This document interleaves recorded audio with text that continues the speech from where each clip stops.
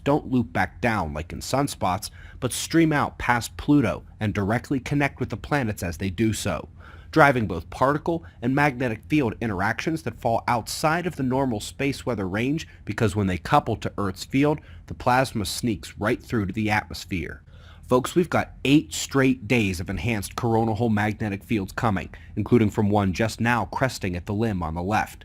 These are our primary timing measure for when the big earthquakes come back, and while we expect a magnitude 7 event every 20 days on the planet by long-term average, it's now been 94 days.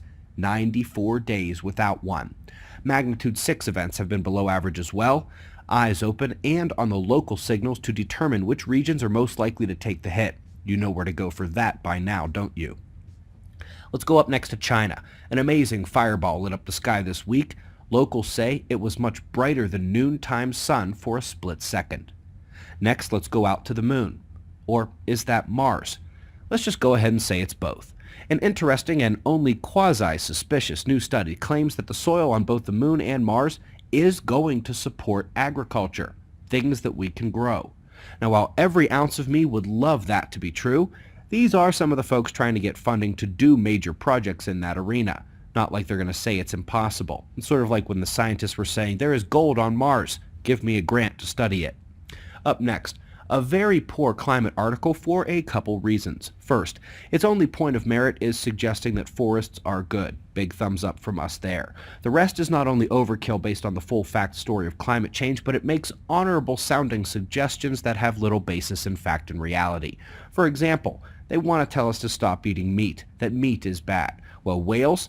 One whale is worth 1,000 trees in a forest. Through a number of mechanisms, including sequestration of its food to the sea floor, whales and other massive creatures in the sea fit that category. Much more than trees. So maybe we need more meat, provided it's the right kind. Then again, that's only true if carbon dioxide is the end-all be-all of climate, which it is not. That full story is linked below if you haven't seen it somehow. It's called climate forcing. Folks, our last 2 articles are cosmology, and hopefully you've done the homework already here. This is like the Lost Light of Hubble story on an individual galaxy-by-galaxy scale. Look at how much material they're able to resolve around these galaxies, and no, it's not the dark matter, it's the sparse, cold gas, dust, and plasma, hard-to-see luminous matter, exactly where the dark matter was expected to be.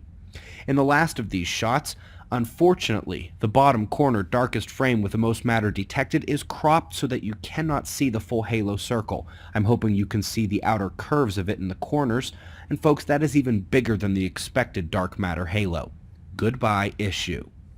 But this next one will puzzle me all week, if not longer.